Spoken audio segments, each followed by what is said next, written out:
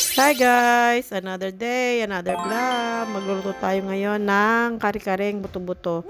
Palambutin na natin siya guys para madali nang gisahin. Maghiwa na tayo ng patatas, carrots, bawang, sibuyas, bell pepper, at meron tayong mamasita mix, kaldereta, meron din tayong tomato sauce. Start na tayo guys. Gisahin na natin ang mga bawang, sibuyas, at ilagay na natin ang pinalambot na buto-buto. Isama na rin natin yung patatas at carrots. Lagyan ng patis, paminta.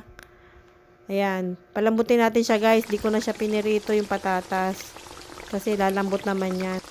Lagyan din natin siya ng kalahating 4 cube. Ayan. Antayin lang natin. Habang kumukulo, lagay na natin yung bell pepper. Ayan. Antayin lang natin siyang maluto. At lagyan na rin natin ng mamasita mix, konti lang, at lagyan na natin yung tomato sauce.